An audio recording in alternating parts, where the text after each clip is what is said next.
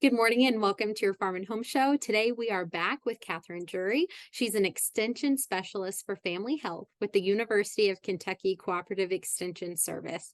Good morning, Katherine. Good morning. Thank you so much for having me back, Kristi. It's great to have you back, Katherine, and we are continuing our conversation on the importance of having our health information easily accessible in case of an emergency. Katherine, you are talking to us about emergency health information cards. What is this? We had talked a little bit before about the kind of information that we would want to have easily accessible if we were to experience some type of health emergency or experience a natural disaster. It can be really helpful to have all of that information combined in one easy to access document.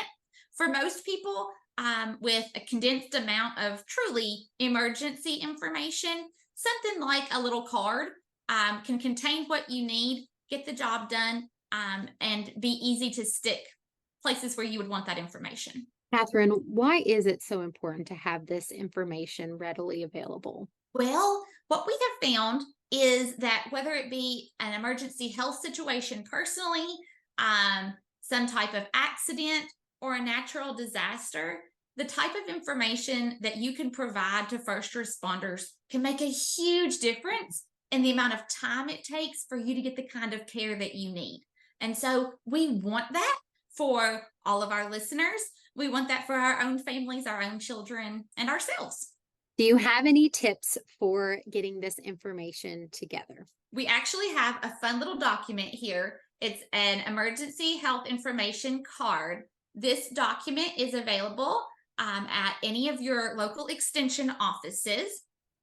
They print out 2 to a page and then fold up really conveniently into that wallet-sized item there that can just be stuck on your person, in your purse, in your wallet, all the places that we've talked about yesterday. And so I would encourage you, you certainly don't have to have a template like this, but it makes it easy to make sure you're covering all those bases of all that information that you want to be available. What we have, the front has a little health symbol on it, helps us to easily recognize what this information is. Your full legal name on the front, your phone number and address. Again, it's just identifying information, and an emergency contact name and phone number. Someone that if you're incapacitated, that you would want first responders to reach out to. Any significant health information. So if you have significant health history, surgeries or devices like a pacemaker, if you have a DNR, what that location might be, if that's important to you. If you have significant allergies, your blood type, if you know it, recent immunizations, if there's a specific doctor or pharmacy that could be really important to your care. That doesn't matter for everyone, but for some people, it makes a big difference. And then all of the medications that you're taking. So what you take, the dosage, how much, how often, and what you take it for. For those watching who did not see your segment yesterday, where are places we should be keeping this information? I think about those 3 big places. Where in your home? So is there an emergency kit, a home base, on your refrigerator door, somewhere that's going to be easily accessible if an emergency happens in your home or you need to leave home quickly. In your vehicle, glove box, and on car seats of young children, if you have those.